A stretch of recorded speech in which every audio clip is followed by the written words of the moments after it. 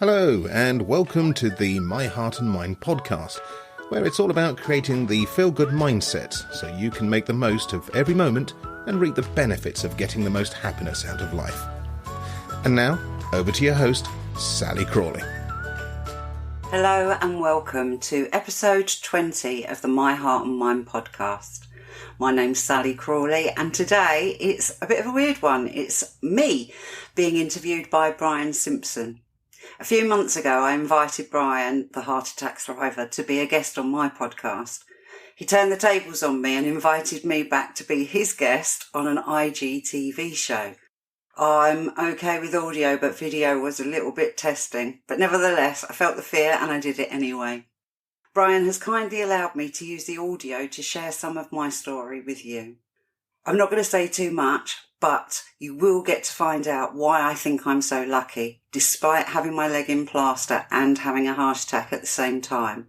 Then 8 weeks later, having a cancer diagnosis that couldn't be operated on, as my event was so recent that I was also on ticagrelor, an antiplatelet medication. So it's all about me. So enough from me right now, and over to me a few weeks ago. So on that note, why don't you introduce yourself, where you're from, and tell people your story. Okay, thank you. And it's a real eye-opener in many ways to know what it's like for my guests. Thank you so much for inviting me on. I'm Sallie Crawley. I'm from Cambridgeshire in the UK. And my story started in 2016. I was feeling quite good about life. I'd lost a lot of weight. I was beginning to feel healthy. I was taking up exercise again. I've always loved martial arts. And so I went back and started doing martial art with my best friend, Tang Soo Do. No, my best friend isn't Tang Soo Do, but the martial arts was. So I was feeling pretty good about life and was enjoying starting doing something different. In that class, I actually ruptured my Achilles tendon. And there is some connection, weirdly, that I found out since between having an injury to the Achilles and having a heart attack. But I'm not really 100% sure of it. But nevertheless, I ended up going to hospital and I was plaster cast from my toe to my knee. And the hospital laughed at me and said, "You're going to wish you broke your ankle because it's going to take forever for this to heal. It really takes a long, long time for the tendons to knit together." So I went home and I thought, right, okay, we're going to have a long ride here. I couldn't drive, so I started to work from home. And about 4 weeks after the rupture, I started to feel that I was getting back into the life, that doing the job was making me feel, right, okay, I can carry on like this. But one night in March 2016, my friend came and stayed with me and we had a takeaway. And I went to bed and it was really kind of weird because I didn't feel right, but I couldn't put my finger on what it was. So I went to bed and fell asleep quite quickly. I felt quite tired. And in hindsight, when I think back, even before I ruptured my Achilles, I think that I had been feeling fatigued and there were some side effects of not being well enough, but you just brush them off. You don't really think about it. It's, you just get on with life. So I'm in bed and all of a sudden at midnight, I wake up and I am dripping with sweat. I have the most horrendous heartburn. And it felt like trapped wind. Heartburn isn't quite the right word for it. So I got out of bed with my plaster cast, hobbled to the bathroom, didn't know which end to put over the toilet, but just went back to bed thinking to myself, there must have been something wrong in the takeaway. It must be, food poisoning or something like that. Got into bed. And I couldn't sleep. I just was wide awake with this immense pain of indigestion. And because I was in a plaster cast, it took me ages to get up and down the stairs. So I rang mobile to my friend who was sleeping downstairs and said, jokingly, "I think I'm having a heart attack." "No, I'm not really. I've just got indigestion. Could you bring me up some indigestion tablets, please? So I took the indigestion tablets and they made no difference whatsoever at all. I just sat up all night and I wasn't bothered by sleeplessness. I didn't feel particularly tired. Time had no meaning. I wasn't sitting there wishing away the night. I just couldn't sleep. Then the next morning came round and I kind of got up and I came downstairs and I just didn't feel right, but I didn't feel desperately ill. I just had this indigestion. My arms felt a little bit tingly. It kind of, not hurt, not pain, just a little bit tingly. But I put that down to the fact that I was on crutches. So I was like lugging my body around the house and wherever I was going. Well, I went back to bed because I just felt so bad. I then kind of didn't sleep because I couldn't sleep. I just stared at the TV watching Netflix or just rubbish, not paying any attention. Went back up to the hospital. My friend took me because obviously I couldn't drive because I was having to have plaster cast changes quite regularly because you start off with a pointy toe and then gradually they bring it up. I was in the fracture clinic and my friend said, would you like to go to A&E? You've still got this really bad indigestion. And I was like, no, I'm fine. I sat, I talked to the nurses, I told them what a rubbish time I'd been having, how I hadn't slept, about the sweating, and they didn't put two and two together at all. Probably because I have a bit of a sense of humour, so I was laughing and joking about it at the same time. So that was so it was a Friday that I went to bed. Saturday I woke up with the heartburn, went through Saturday, had my plaster changed, got to the Sunday, still felt really unwell, still had the indigestion. I had tried every indigestion remedy under the sun, but still carried on thinking, it's just me. I've just got, I don't know, I've got some, it must be the food poisoning. Never really thought about my arms at all. Still couldn't sleep. And then got up Monday morning and I had a meeting, was driven to the meeting, had the meeting, still feeling absolutely rubbish, but just about got through it. Got home, my friend then left, went back down to London, and I laid on the sofa and I was like, I cannot face the 2 meetings I've got tomorrow. I just can't face it. So I ran, cancelled them, still laying on the couch feeling a bit sorry for myself. I thought, I'll phone the GP. I can't have indigestion for this long. So I asked if the doctor could come out and see me because by then I was stuck at home and I didn't have a car. And the doctor rang me back and she just chatted with me for a little while and she said, we really need you to come down to the surgery because there's tests that we can do in the surgery that we can't carry out when you're at home. Is there somebody that you can get to give you a lift or could you get a taxi? So I rang my dad, as you do, the hero of the day, and Dad drove me down to the surgery.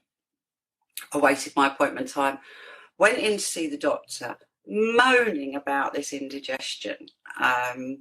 She was more interested on the fact that I was on crutches. But she sat me down and just by chance, well, I say by chance, I don't know, as part of routine, I suppose, she decided to listen to my heart. And in the middle of the conversation, she just went quite quiet. And she said, I think I'm going to get you to go and have an ECG. Can you go into the next room? I'll get the nurse. And it was really, hindsight again, it was really, really quickly how she kind of got me from that point into the other room.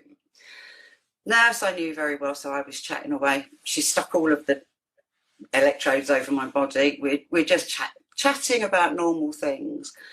And then she went quiet and she said, I'll be back in a moment.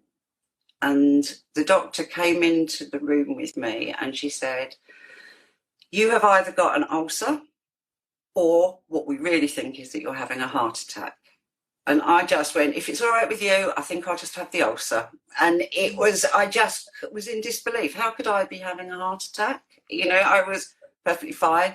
I hadn't got that crushing chest pain. My left arm was perfectly okay. And I was just in complete denial, shock. It was almost as if it was happening to somebody else. So the doctor rang through to our local hospital and made arrangements for me to go there. And she said, "Who's with you?" So I said, "My dad." She went and got my dad from the waiting room, and she said, "You need to take her to the hospital. Take her home, pack a bag for her, and take her straight to the hospital. You will be quicker than getting her an ambulance to get her there." And so literally we came home, grabbed the bag, because I'm feeling okay. I'm just, what's going on? So I packed my own bag, got in the car, drove to the hospital. As soon as I gave my name to the desk, they had got me a wheelchair and they'd taken me straight into resus, and I had a team of people just descended on me.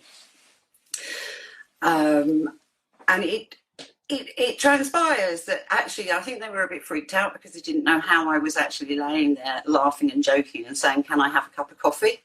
Because all I wanted was a cup of coffee. They let me have a cup of coffee, which I thought was really nice and made it a bit normal for me. And they obviously put a blood clot buster into my system, and they probably pumped me with some other things, which just made my humour worse. And when I'm nervous, my humour is not really that funny, but they let me get away with it. And then all of a sudden, I was rushed out from Hinchinbrook Hospital, which is the local hospital, put into an ambulance and blue lighted to Papworth, which actually is only 5 minutes down the road from me. So I've been taken away to be built back home again, literally. And it was like something out of Casualty or Holby. They're like medical programs, that are series that we have in this country. I was pushed on the trolley straight out the back of the ambulance. They were getting my consent verbally as I was going through. They took me straight into the cath lab, pumped me full of fentanyl, and then went in through my wrist. And they found that I had 100% blockage, that I also had calcification of my artery. And the words on the report were, it was surprising how much calcification there was in someone so young. And being 52, I thought that was quite a good comment to make. Not the calcification, but the 52, being young. And I suppose the fentanyl made it, it was surreal. It was really surreal. But I'm laying there on the table with this wire in my heart with the big screens down the side, and I can actually see what is going on, but it just didn't make any sense to me. So that I got told to shut up at one point because I was talking all the way through the procedure, and I think that the cardiologist had got to that tricky bit.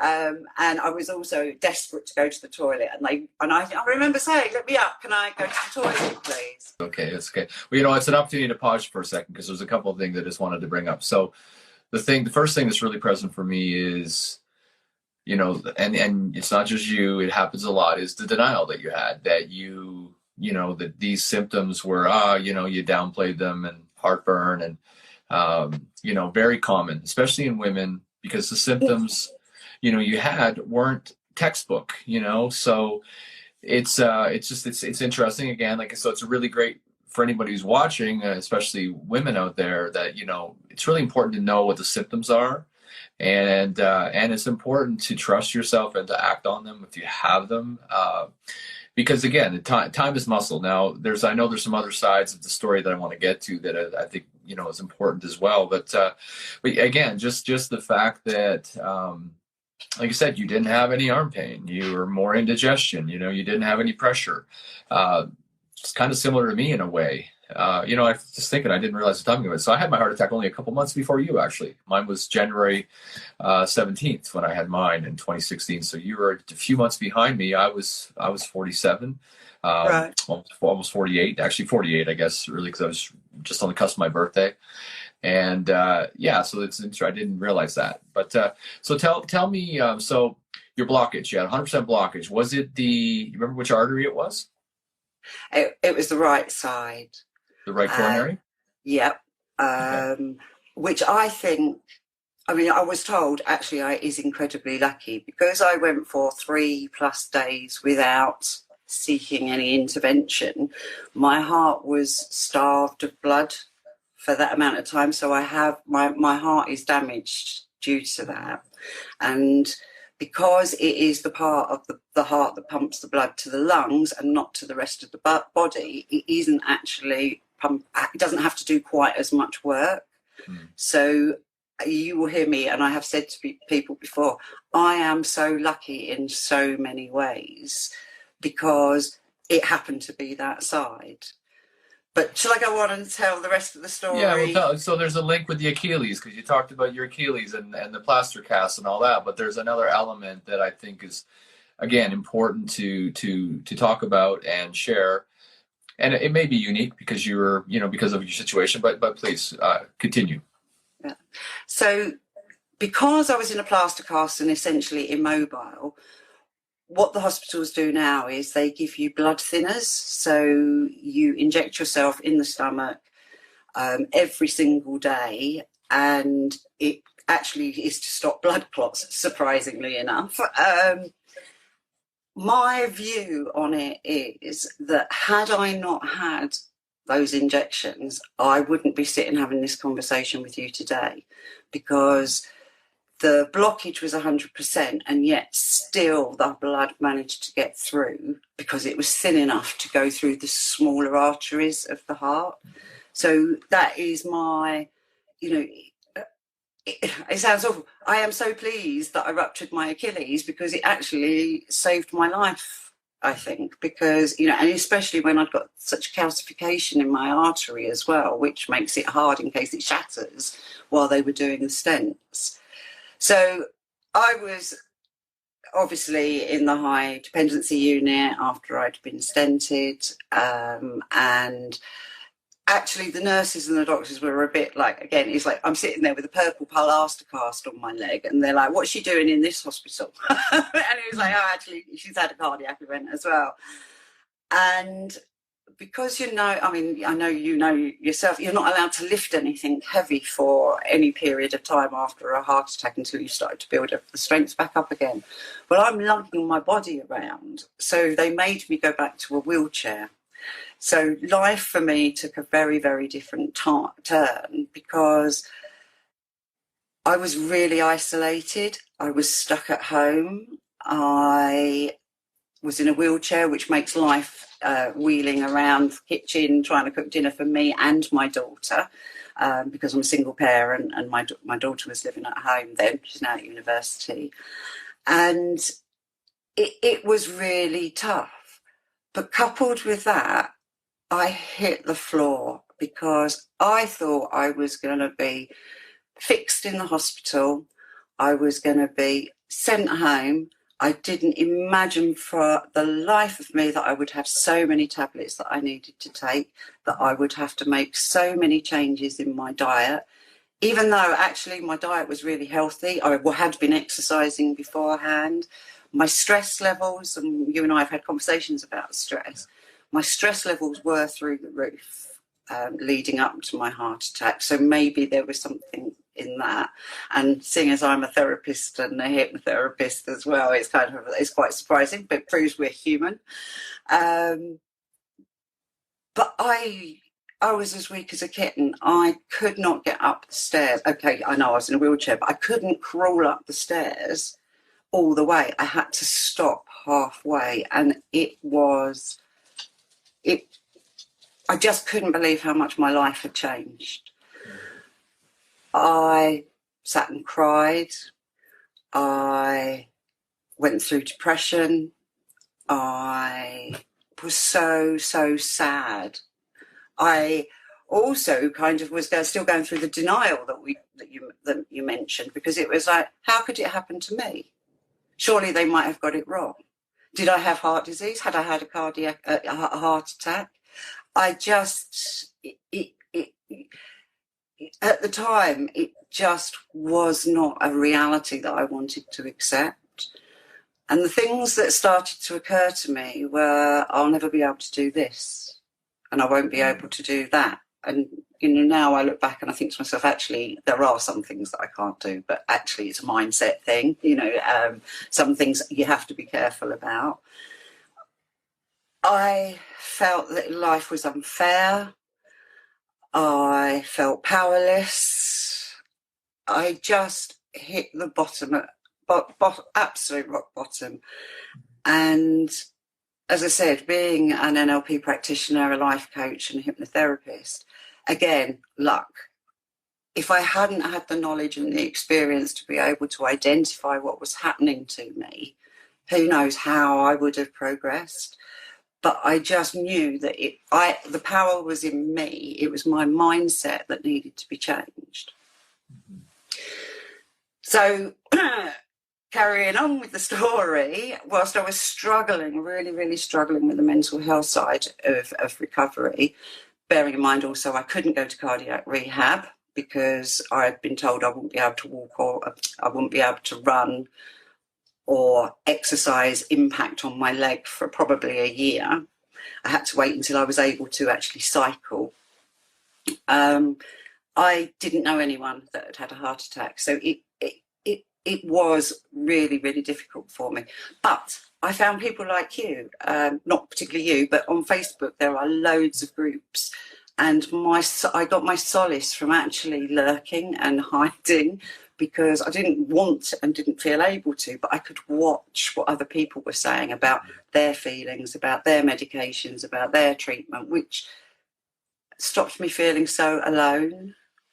So, speaking about being alone, 8 weeks after my heart attack, I've got lots of best friends, all for different reasons, but my other best friend came to visit me, and she knew that I had not wanted to go out, that I was terrified of leaving the house, that I was really worried that I was going to have another heart attack, basically, and I wouldn't recognise it. And she persuaded me to go to a restaurant literally outside my doctor's surgery. Just love that girl. And I felt safe enough to go. And while we were having lunch together, she started talking to me about mammograms and that she'd been called back for one. So that evening, I decided to check myself because I realised that I hadn't paid any attention for a while, and I found a lump. And again, I went into denial. It was like, nope, I'm not having that. There's nothing else wrong with me. I'm fine. But eventually my thoughts went to, you need to get this checked out. And I'm lucky that Doc came and took me out for lunch. I'm lucky that I found that lump. When I got through to the hospital, they examined and scanned me, and they found that it was a cyst, to which I was relieved. But luckily for me, they scanned both breasts, Brian. They found that I had breast cancer in the other breast, and it was so deep in the tissue that I probably would not have even known it was there. And my annual mammogram would have been in 4 or 5 years' time, and my prognosis would have been so different. So again, as I was saying about my ruptured Achilles helped with my heart attack. My heart attack actually saved my life because my breast cancer was found. So as much as I was can I swear? Sure. Yeah. So as much as I was a pain in the arse for cardio rehab, and I was trouble at my GP surgery, and when it came to the surgical team for the breast cancer, I was their nightmare because I was on ticagrelor, which is the heavy-duty anti-clotting agent, plus aspirin and the whole host of everything else. I had had a heart attack only 2 months ago, and we have a protocol in the UK that if you have cancer, they try to get you through into treatment and within 2 weeks. So I was then stuck with the fact that I had the anaesthetist saying, I'm not having that bloody woman on my table, she'll die and have another heart attack. I've got the surgeon who was like, oh no, it's fine, we'll be okay, we'll get this sorted, there's not a problem, I can deal with all the things, I'll just go and persuade the anaesthetist. Luckily, the anaesthetist put his foot down. I ended up on the operating table twice. Once because they were ready to go ahead, but I had to have a wire put in my breast to identify where the cancer actually was. And unfortunately, someone had actually forgotten to put it in. They put the dye in, but they hadn't put the wire in. And it took months before they were ready to actually do it. And my cardiologist and my breast cancer surgeon had to have a multidisciplinary meeting to work out what drugs I could stop and for how long, and for how could they suppress the cancer growing while I was waiting for the surgery. And then I didn't have chemo, I had radiotherapy. So all in all, I have lived to tell the tale that 2016 may not have been a healthy year, but it was damn lucky for me. And what was so apparent was the moment I was diagnosed with breast cancer, I had two amazing breast care nurses that were by my side. They were there at the drop of a hat. If I rang, they answered the phone. If I needed to see them, they were there. They reassured me. I had massage therapy provided by the NHS. I had talking therapy. I had all sorts of support from my mental and emotional health that unfortunately was sadly lacking after my heart attack. So I did have a bit of a double whammy, mind you, because I was dealing still with the cardiac side of it, plus got the cancer diagnosis. But it stopped me in my tracks of feeling sorry for myself and feeling like a victim, because it then became my mission that, like you, I want to help people with that emotional side of recovery after a cardiac event, whether it be a heart attack, whether it be a cardiac arrest, whether it be a heart diagnosis. There is that time where emotionally, mentally, it's a shock. And PTSD is not something that doesn't happen. It really, really does. And I know you're a great believer in the Kubler-Ross change curve. And that, to me, is pretty much how it is. It is change, but it's in such a massive amount of change, and it is so quickly. Whereas with my breast cancer, it was quite slow. Well, it wasn't slow, but it was slow. So there was the mammogram, and then there was the ultrasound scans, and then there was the biopsy that they took of it, and da-da-da-da-da. But with the heart attack, it was just bang, and my life changed. So, I'm on a mission. I'm there to support everybody. It's one of those invisible diseases. People say, oh, you look great. But actually, I can't do the housework. I can do the housework, don't get me wrong. Pushing the Hoover around my house is exhausting for me because my heart is damaged. And I'm not alone in that. So that's my story, Brian. Yeah. So again, a couple of things. So thank you for sharing and just, getting the double whammy, the breast cancer diagnosis. I just want to back up a little bit though. And you talked about mindset, the importance of that, and how, for people that are watching, if you've newly had an event of the heart, whether it's a heart attack or cardiac arrest or, breast cancer diagnosis, the stress, the anxiety, the fear, the mental anguish, the depression you talked about, like these are all normal things, and they're not talked about enough, in my opinion, at least in my experience. And I know that's one of my missions, is to raise awareness to the mental health component. Because as you mentioned, you talked about the Kubler-Ross, like what for those again that are watching that haven't maybe watched many of my videos, these interviews, it's taking the 5 stages of grief, which are used for the loss of a loved one. And I've just kind of, I've taken that and I call it grieving the loss of your old self. And like you said, like who you were before your heart attack, who you were before your breast cancer diagnosis, that all shifts and changes. And, you know, in a way, Sallie, before your heart attack, died that day, even though you survived it. Old Sallie's gone, and then the breast cancer, you know, Sallie before breast cancer is gone. And now you're here, you know, and I love that you too have answered the call and are sharing your gift, your story, your learning through this with others to help support others, because it is common and it is important for people to be able to normalize and know that you know there is hope and it is going to be okay, and that having a heart attack, you know, it isn't a death sentence. Perhaps, like in your case, you are feeling the effects because of the fact that you have the damage to your heart, but yet you're still here. You're still showing up every day for yourself and for the people that, you know, work with you. And it's really an incredible story, Sallie. It really is, and I'm really honored for you to share it. You know, it's one of those things that you know, when we look back on things like this, and you know I've done it, and I'd like you to sort of share some of your reflections now. You know, because we're talking, it's over 5 years ago, right, that this happened. What advice would you have, Sallie, for somebody who is either newly diagnosed with cancer, or somebody who's had a heart attack or an event of the heart, and the role that mindset can play for them?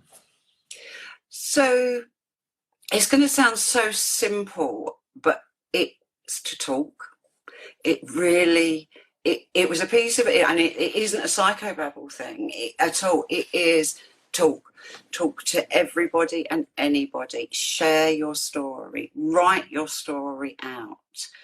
I sat and wrote everything that had happened to me down. In fact, I sat and typed it rather than writing it by hand. But there is an enormous amount of therapeutic catharticness about getting it out there, because so I think acceptance is really important. And by talking about it, by writing about it, you're bringing it out of that denial that you have of it couldn't really have happened to me. And by accepting and using breath work, and I know you love meditation. Meditation is a really, really good tool. But it's about, if you can accept that it has happened, and like you said, it's not a death sentence. With cancer, there are so many different treatments. With a heart attack or heart health issues, it's what you believe. And in your early days, you haven't got much to believe about. You haven't got any energy. You haven't got a purpose, because it feels like nothing's going on. So my recommendation is to join Facebook groups or somebody like you on Instagram. Follow the interviews, find like-minded people that have had similar experiences. I'm going to kind of say normalize it, but it's not that it should be normalized, but it's don't hide it. Don't, you know, some people are really embarrassed. It's stereotypical. I'm sorry, I'm kind of ranting on here, but there's that stereotypical of middle-aged male that's massively overweight and smokes. I'll put my hand up. I was a smoker. It's probably the only thing that was contributed. Well, I should say the only thing, because there's a genetic thing as well. But I didn't feel, you know, how can I say I've had a heart attack? And so it's those thought processes. But, you know, it's have hope and recognise that you can do anything that you put your mind to. So I've walked on hot coals. I did it post heart attack and breast cancer. It was so life affirming. It made me realise that I am bigger and braver and bolder, and even burning coals can't hold me back. Now that's quite a big thing. It was an achievement. I had purpose. I did the training. I was fundraising at the same time. But find something small to start with. And for me, my starting off something small was being able to sit at my desk for 10 minutes and answer some emails. And that was exhausting at first. But I then got that feeling, in actual fact, it was a chemical reaction of dopamine released in my body because I had set my heart on doing something. I had achieved it, even if it was small. And that started to lift how I was feeling. But essentially, Brian, talk is the key thing. It really is. And that's one of the reasons why I do what I do, to provide a platform for people to share their stories, to get it out, to release it. You're not alone. For anybody who's watching who's maybe gone through this, we had a comment from Scatster. She said, "Thank you for sharing." She gets really frustrated not being able to do the hoovering. And I'm going to have to guess that means vacuuming. Yes. I know what a hoover is, but in Canada, we didn't call it hoovering, even though we have hoover. But Hoover is the brand name of a UK right, company. I know. But so vacuuming, and again, it is. And she says she gets frustrated. And, again, you've reminded her to not push herself, and you've got to go slow, and you've got to be patient with yourself. And I think, I have this saying that sharing, your story. So your story is the medicine that someone out there needs to receive. The medicine on your heart, quite literally, is something that someone out there needs to receive. And that's why I do this. And it's been really an honor to have you on today and share, your story. You are meant to be here. I know we have a very similar sort of spiritual context in terms of how we view the world and our spirituality. And, you've got work to do, and it's really great to see you embracing that. And as I say, answering the call. So there you go. That's just a little bit about me, and it was really good to feel like I could share that with you. If you want to, you can pop over to IGTV and follow Brian Simpson, the Heart Attack Thriver, and then you can actually watch it too. You'll see my dog knocking at the door, well, scratching at the door really, and then me having to get up and let her in. Anyway, just to let you know, there may be a couple of weeks now where there are no episodes. This is because mainly I'm going to be focusing on finishing off writing my book. The book's called The Basics of Heart Health Management at Home, and I'm writing it to help people when they first get home from hospital. And the second project that I've got on my radar is actually about starting a quit smoking group specifically for people who have a cardiac condition, because whilst it's been pretty easy for the majority of people to quit, sometimes some people just need that little bit extra help. So keep your eyes and ears open, and I'll share it all with you soon. Bye-bye for now. I hope you enjoyed the show today. And if you'd like to stay in touch, please pop over to Facebook and join me in the My Heart and Mind community. www.myheartandmind.co.uk/community. See you over there. You've been listening to Sallie Crawley and the My Heart and Mind podcast, a show for you if you've had a heart attack, cardiac event, or other life-changing experience and want to feel good. It's all about mastering your feelings and emotions so you can feel great and live the life you love. To find out more, visit www.myheartandmind.co.uk and note that that's an AND and not the ampersand character. Go be magnificent.